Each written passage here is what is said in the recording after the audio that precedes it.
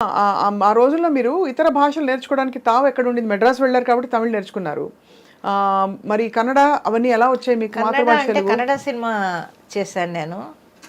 Kannada cinema చేయడంలో అక్కడ చుట్టూ ఉండే ఆర్టిస్టులు వాళ్ళు కాస్త చెప్పేవాళ్ళు. పండ్రిబాయమ్మ గారి కన్నడ డ్రామాలు వేశాను. హుహు. ఎక్కువ థియేటర్ ఎక్స్‌పీరియన్స్, రేడియో ఎక్స్‌పీరియన్స్ మీది అవును. బాగా. కన్నడ డ్రామాలు వేశాను. కూడా ఉండే ఆర్టిస్టులు కన్నడ బాగా నేర్పేవాళ్ళు వాళ్ళు.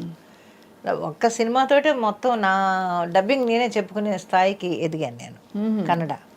చాలా గొప్ప విషయం అది. అవును. హ్మ్. అలాగా కన్నడ వచ్చింది బాగాను. రాజ్ కుమార్ గారి మిసెస్ పార్వతమ్మ గారు వీళ్ళందరూ కూడా బాగా హెల్ప్ చేసేవాళ్ళు. కన్నడ పండ్రిబాయమ్మ గారు వీళ్ళందరూ కూడా ఆవిడతో డ్రామాలు ఎక్కువ వేశాను, కన్నడ డ్రామాలు. అప్పుడే నాకు కన్నడ బాగా వచ్చింది. డ్రామాలు వేయడం వల్ల కన్నడ భాష మీద మంచి పట్టు వచ్చింది. నా మట్టుకు నేను బాగా ఇవాళకి మన వాళ్ళందరూ వచ్చి సెట్లో కనపడుతుంటే వాళ్ళతో నేను కన్నడలోనే మాట్లాడతాను. தமிழ் பேச ரொம்ப ஃப்ளூயண்டா தெரியும் உங்களுக்கு. ரொம்ப நல்லா தெரியும். చెన్నైలో ఇరుకుతునాల ఐ థింక్ మీకు చాలా మంచి పట్టు వచ్చేసింది భాష మీద. మీ ఊరి వాళ్ళు మళ్ళీ ఊరికి వెళ్తూ వస్తుండేవారా? తర్వాత మీ ఇంట్లో పుట్టింటి వాళ్ళతో కట్ ఆఫ్ అయిపోయిందా కంప్లీట్? లేదు. అయ్యి వస్తూ పోతూ ఉంటాను. లాస్ట్ వరకు మా అమ్మ మా నాన్న అందరినీ మేము చూసుకున్నాం. కానీ ఎందుకమ్మా మరి అలా వెళ్ళిపోయారు మరి వాళ్ళని వదిలేసి? అంటే అప్పుడు అది ఎలా చెప్తాం, ఆ ఏజ్ అది, ఆ ఏజ్లో అలాగా ఆలోచనలు అలా వచ్చాయి. వాళ్ళు వద్దండవు, మరి వెళ్ళాలి అని అనుకోవడం, వెళ్ళిపోవడం అంతే. వాళ్ళు వద్దని ఎందుకు అన్నారు? వద్దంటే కులాంతరం. అప్పటికి వాళ్ళు కేసు కూడా పెట్టారు నా మీద. ఏంటది, మా వాళ్ళు మైనార్టీ తీరలేదని, పైన 16 ఏళ్ల వయసు మైనార్టీ తీరలేదని మా వాళ్ళు. ఆ తర్వాత మా ఆయన తరపు వాళ్ళేమో అక్కడ వాళ్ళ ఇంట్లో ఎవరో డాక్టర్ ఉంటే వాళ్ళు సర్టిఫై చేసి లేదు ఈ అమ్మాయికి మైనార్టీ తీరిందని వాళ్ళు పెట్టి పెద్ద గొడవలు అయ్యాయి. ఆ తర్వాతే నేను మా ఆయన చెన్నై వచ్చేసిన తర్వాత మా ఆయన మా వాళ్ళకి ఎక్కువ కావాల్సిన ఆయన అయిపోయాడు. అది విన్నాను, చాలా కథల్లో అవుతుంటుంది. నిజంగా అయిందనమాట మీకైతే అది. అయితే మీరు ఈ సినిమా ప్రయాణం కొనసాగిస్తూ మధ్యలో ఈ సినిమాల రెమ్యూనరేషన్స్, వ్యావహారిక విషయాలు ఉంటాయి కదా, అలాగే ఎంత దాచాలి, అడ్వాన్స్ ఇచ్చారు రిమైనింగ్ పేమెంట్ రాలేదు, ఇట్లాంటివన్నీ మీరే ఫాలోఅప్ చేసుకునేవారా? సార్ ఉండేవారా? లేదు, నేనే. ఆయన అసలేమీ తెలియదు. ఆయన ఒక్కటే నెలాఖరు వస్తే చాలు, ఏమే నెలాఖరు వచ్చేస్తుంది, 20వ తారీఖు వచ్చేసింది, 25 వచ్చేసింది అంటే ఫస్ట్కి ఇవన్నీ కట్టాలి అనేది అదొకటే ఆయనకి. రానివ్వండి చూద్దాంలే, వస్తాయి కదా డబ్బులు, వాళ్ళు ఇవ్వాలి కదా వీళ్ళు ఇవ్వాలి కదా అని అవి తీసుకొని ఇస్తే ఆ కట్టాల్సిన అన్నీ కట్టేసి, కరెంటు బిల్లు అని అదని ఇదని అన్నీ కట్టేసి ప్రశాంతంగా కూర్చునేవాడు ఆయన. ఆ నెలకు సరిపడా అన్నీ కట్టేసి ఇంట్లో కావాల్సిన సరుకులు తెచ్చేస్తే హ్యాపీ. ఇంకా ఇందులోనే కలుగు చేసుకునేవాడు కాదు మా ఆయన. మీరు ఎప్పుడు అనుకోలేదమ్మా ఎందుకు నాకు ఇంత కష్టమైన జీవితం అవసరమా అని?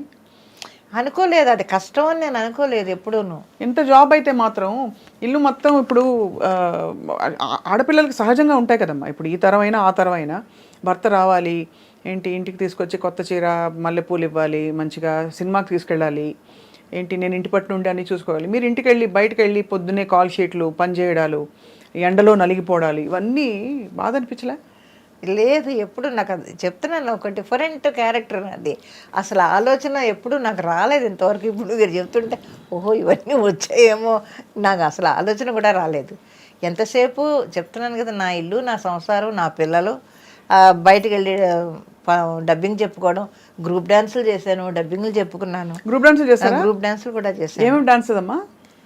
సాంగ్స్, సినిమాల్లో గ్రూప్ డాన్సులు. ఈ గ్రూప్లు అన్నీ చేస్తుంటారు కదా, హీరో హీరోయిన్ చేస్తే వెనకాల గ్రూప్ డాన్సర్స్. మీకు డాన్స్ నేర్చుకున్నారు అయితే అంతకుముందు? చిన్న సత్యం గారి దగ్గర నేర్చుకున్నాను నేను. ఓ, సత్యం గారి దగ్గర? ఓహో. దుర్గాదేవి గారు తెలుసా మీకు? అక్కడ తెలుసు, క్లాసులు చెప్పే దుర్గాదేవి, పాడే దుర్గాదేవి గారు. నాకు ఆవిడ మా పెద్దమ్మ, సొంత పెద్దమ్మ. మీకు చాలా మంది ఉన్నారు చెన్నైలో.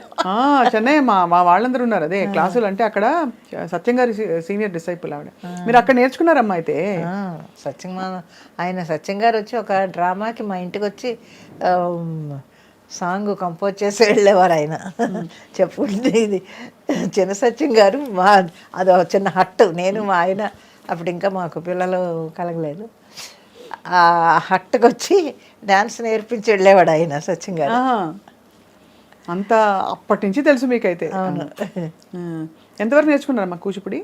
జతులా? కొంతవరకు నేర్చుకున్నాను, తర్వాత మానేసి ఇంకా ఈ డ్రామాలు అవి ఎక్కువ డ్రామాలు తిరిగేదాన్ని. నాగభూషణం గారి రక్తకన్నీరు నాటకాలు ఎక్కువ వేశాను. ఏమన్నా డైలాగ్ గుర్తుందమ్మా మీకు? ఏడ్చే డైలాగ్ కానీ పవర్ఫుల్ డైలాగులు కానీ వచ్చినప్పుడు ఎలా మీరు ఎలా ఎలా అది ఆటోమేటిక్గా వచ్చేస్తూ ఉంటుంది. అది యాక్ట్ చేస్తున్నప్పుడు మనం అనుకోక్కర్లేదు, దాని అంతటా అదే ఆ లోపల నుంచి ఆ ఏడుపు అది వచ్చేస్తుంది, ఆ ఎమోషన్.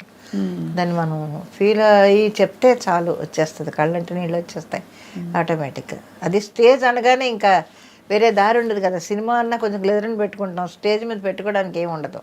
అవును, డైరెక్ట్గా ఏడవలసిందే. అమ్మ క్యారెక్టర్, వదిన క్యారెక్టర్ వేశారు, ఇంకా అన్ని క్యారెక్టర్ రోల్స్లో మీరు కనిపించారు. ఏదైనా మీ నార్మల్ సహజ రూపానికి భిన్నంగా వచ్చిన క్యారెక్టర్స్ ఉన్నాయా మాకు తెలియనివి? అంటే ఈ సినిమాల్లో అన్నీ తెలిసి ఉండవు కాబట్టి. రామాయణంలో పిడకల వేట అనుకుంటాను, గయ్యాళి క్యారెక్టర్. అసలు నా దీనికి చాలా భిన్నమైన క్యారెక్టర్. అత్తగారు కోడల్ని హింస పెట్టడం అనేది అసలు నాకు తెలియదు అది. కానీ ఆ క్యారెక్టర్ బాగా రాజాచంద్ర గారు డైరెక్టర్. మిమ్మల్ని ఎలా ఎంచుకున్నారో ఆ క్యారెక్టర్కి? అంటే ఏమో మరి తెలియదు, ఎందుకు ఎంచుకున్నారో తెలియదు.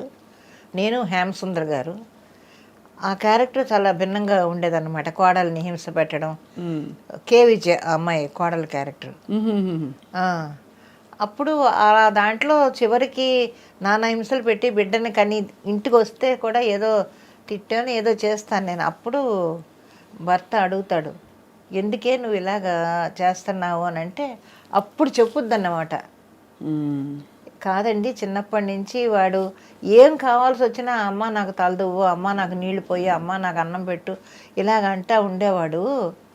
ఇప్పుడు పెళ్లి చేసుకున్న తర్వాత మళ్ళీ నువ్వు రా నాకు నీళ్లు పోయి, నాకు వీపు తవ్వు, లేకపోతే నాకు సోపు ఇయ్యి, నాకు టవల్ ఇయ్యని అడుగుతున్నాడు. ఇన్ని సంవత్సరాలు నేను కష్టపడ్డాను నా కొడుకు కోసం, ఇప్పుడు నన్ను మర్చిపోయి పెళ్ళం మీద ఆధారపడుతున్నాడు ఎక్కువ. మరి నాకు ఎలా ఉంటుంది చెప్పండి అని అంటే అప్పుడు భర్త క్యారెక్టర్ చెప్తాడనమాట, నువ్వు అలాగెందుకు ఆలోచిస్తావు, నువ్వు ఇప్పుడు నీకు రెస్ట్ ఇవ్వాలి అని నీ కొడుకు ఆలోచిస్తున్నాడని నువ్వు ఎందుకు అనుకో. ఇన్ని సంవత్సరాలు నా కోసం మా అమ్మ కష్టపడింది, ఇకైనా మా అమ్మ సుఖంగా ఉండని, హ్యాపీగా ఉండని అని నీ కొడుకు ఆలోచిస్తున్నాడని నువ్వెందుకు అనుకోవు. నీ ఆలోచన ధోరణే తప్పది. అప్పటి నుంచి రియలైజ్ అయ్యి మారుతుంది అనమాట అత్తగారు. అదొక భిన్నమైన క్యారెక్టర్. అయితే మంచిగా అయ్యాడే కానీ, అంటే మీరేమి అంత చెడ్డ క్యారెక్టర్ ఏం కాదు. ముందంతా కొంచెం చెడు, తర్వాత మంచిగా అయిపోయే క్యారెక్టర్. అలాగా మీరు రాజసంగా ఉండే పౌరాణికాలు, ఫోక్లోర్స్ అట్లాంటివి వచ్చాయి మీకు అవకాశాలు? లేదు, అన్ని సాంఘికాలు ఎక్కువ. చాలా కష్టం అనిపించిన క్యారెక్టర్ ఏంటమ్మా? ఎందుకంటే మేము చూసిన కొన్ని సినిమాల్లో గుర్తుండిపోయిన కొన్ని క్యారెక్టర్స్ ఉన్నాయి, వాటి గురించి మాట్లాడేలోపు మీకు చాలా ఛాలెంజ్ అనిపించిన క్యారెక్టర్ ఏది? తమిళ్లో ఉన్నాయి, తెలుగు కన్నా నాకు ఎక్కువ తమిళ్లో కొంచెం ఛాలెంజ్డ్గా ఉండే క్యారెక్టర్స్. ఎవరికి అమ్మగా వేశారు అప్పుడు? ఇప్పుడు సత్యరాజ్ గారికి మదర్ క్యారెక్టర్ ఒకటి వేసాను, రజనీ గారికి ఒకటి వేసాను. రజనీ గారికి వేశారా? రజనీ గారితో 3 సినిమాలు చేశాను మదర్ క్యారెక్టర్. ఎలా ఉండేవారమ్మా మీతో రజనీ గారు? చాలా బాగుండేవారు ఆయన కానీ కమల్ గారు కానీ అందరూ కూడా చాలా చక్కగా ఉండేవారు. కమల్ గారిది అయితే ఇంకా అసలు గోల్డెన్ ఫిల్మ్, అది మర్చిపోలేదు ఎవరు కూడా. ఆ సీన్ అలా ఇప్పటికీ వంటింటి సీన్, ఆ సీన్ ఎలా జరిగినప్పుడు. అది విశ్వనాథ్ గారితో ఎన్ని సినిమాలు వర్క్ చేశారు మీరు? ఒక 18 సినిమాలు చేశారు. 18 సినిమాలు. అది మరి న్యాచురలీ అందుకనే అంత ఒక కైండ్ ఆఫ్ ఫిల్మ్స్లో మిమ్మల్ని చూసి అలవాటైంది. సో కానీ సాగర సంగమంలో మాత్రం అది గోల్డెన్ ఇది. అది మీ దగ్గు కానీ, మీ నేత చీర, కప్పుకున్న తీరు అంతా ఎంత సహజంగా ఉంది. అక్కడ విశ్వనాథ్ గారు అందరికీ చెప్పించేవారట, మీకు కూడా చెప్పారా? చెప్తారు. కొన్ని పద్ధతులు ఆయన్ని చూసే నేను నేర్చుకున్నాను, కట్టు బొట్టు అంతా కూడా. ఇప్పటికీ నేను అదే ఫాలో అవుతాను. అన్యాచురల్గా ఎక్కడ ఉండను నేను. మామూలు బయటకు వెళ్ళేటప్పుడు కానీ, రెడీ అవ్వడం కానీ ఏది పద్ధతిగానే ఉంటాను తప్ప ఇదిగా ఉండను నేను.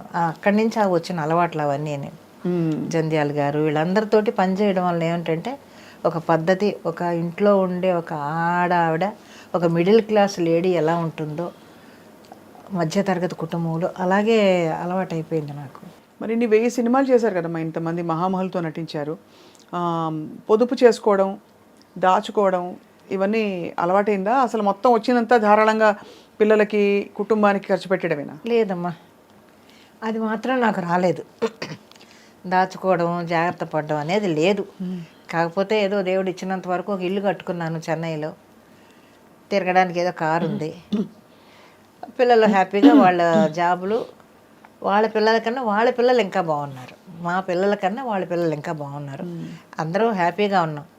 చెప్తున్నాను కదా, నాకు ఆస్తులు లేవు, అప్పులు లేవు.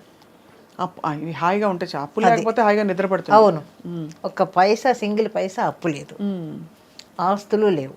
ఉన్నంత వరకు ఏదో వచ్చిందా, నా కుటుంబానికి హెల్ప్ చేసుకున్నానా.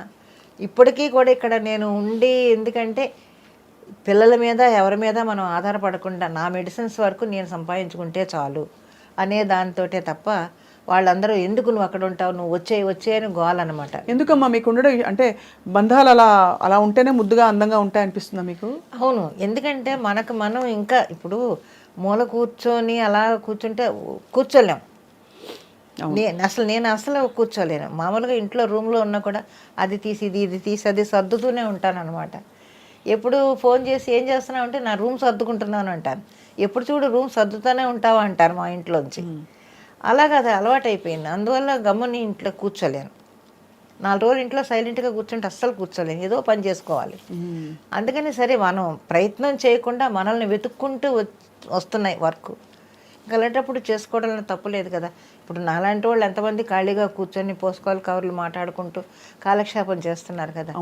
అది లేదు, హ్యాపీగా మనం కష్టపడుతున్నాం, పని చేసుకుంటున్నాను, నా ఫుడ్ నేను తింటున్నాను, నా ఇంట్లో నేను ఉంటున్నాను, ఎవరి మీద ఆధారపడలేదు. అదొక తృప్తి నాకు. పని చేసుకుంటున్నాం, భగవంతుడు శక్తి ఇచ్చాడు, పని చేయడానికి శక్తి ఇచ్చాడు, అదంతే. అమ్మ ఒక మాట అంటాను, ఇది తప్పైతే క్షమించండి. మీలో నాకు ఎక్కడో బహుశా మీకు కావలసినట్టే జీవితం జరిగిందా లేదా అనే ఒక చిన్న ప్రతి వాళ్ళకు ఉంటుంది కదమ్మా, ఒక అవలోకనం చేసుకుంటే ఒక కష్టపడ్డ బాధ కనిపిస్తుంటుందమ్మా. ఎప్పుడు చూసినా అనిపిస్తుంది. మీ రెసిపీ రీల్స్లో చూశాను, అంటే అంత సిన్సియర్గా మీరు జీవితానికి కమిట్ అయిపోయి అన్నీ చేసుకుంటూ వచ్చారు.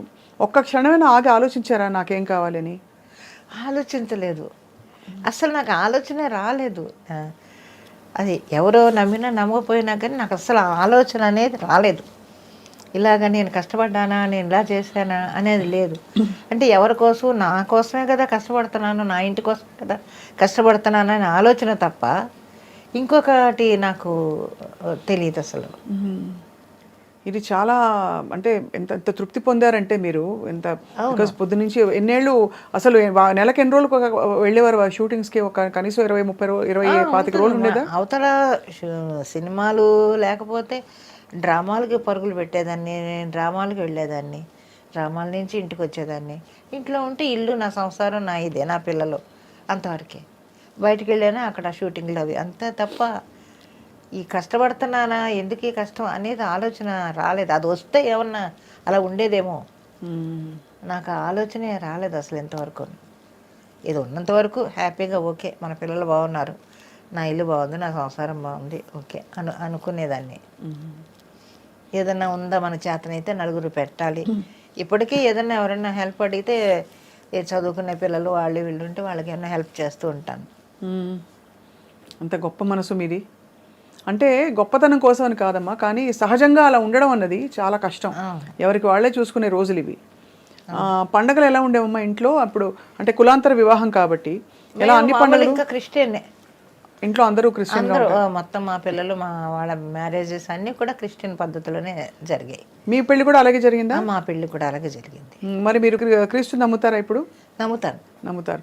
మీకేమన్నా అయ్యాయమ్మా ఎక్స్పీరియన్సెస్ ఇలాగా? ఉన్నాయి చాలా. ఎందుకంటే ఇలాంటివి కులాంతర వివాహాలు ముఖ్యంగా ఇలా మతం మార్చుకుంటే కనుక అది చాలా ఎక్స్పీరియన్సెస్ అవుతాయని చెప్తూ ఉంటారు. మీకేమయ్యాయమ్మా ఎక్స్పీరియన్సెస్? లేదు, నా ఎక్స్పీరియన్స్ అనేది చెడుగా ఏమీ నాకు జరగలేదు. అదే మంచిగానే అడుగుతున్నా. ప్రతిదీ కూడా నేను జీసస్ నమ్ముతాను.